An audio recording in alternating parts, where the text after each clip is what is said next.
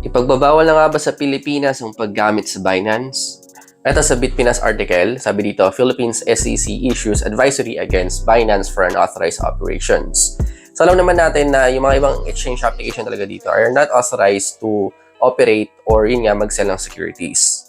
Karaktong ng article, sabi dito si SEC will requesting assistance from NTC and Department of Information and Communications Technology to block access to Binance in the Philippines.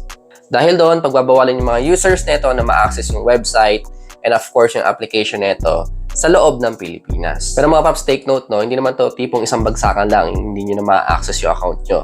So itong balita na to is kahapon pa ng 28, pero update ito ngayong November 29, 2023. So punta tayo dito sa pangalawang bulletin, sabi dito, the removal of access in the Philippines ay expected na mag-take effect within 3 months. In order to give Filipino investors who have holdings in Binance to close their positions and take out their investments.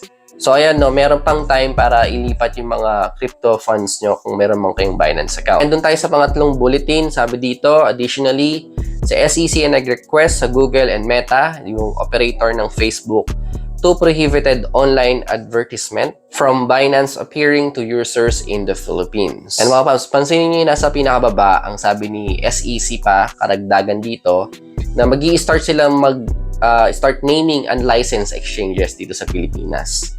So mga paps, napakaraming kaganapan na nangyari kay Binance ngayon. No? Diba? Meron din sila yung Binance is willing to pay 4 billion fines, multa, sa US Department of Justice for money laundering charges. Tapos si ZZ naman nag-step down as CEO ng Binance. By the way mga paps, this is a developing news or story. So wait na lang tayo kung ano yung action na gagawin ni Binance about this. So yun mga paps, no, para sa akin, no, mas okay na i-secure na natin kung yung mga crypto funds natin, no, mas okay na gumamit talaga ng hardware wallets. Yun yung pinaka-safe.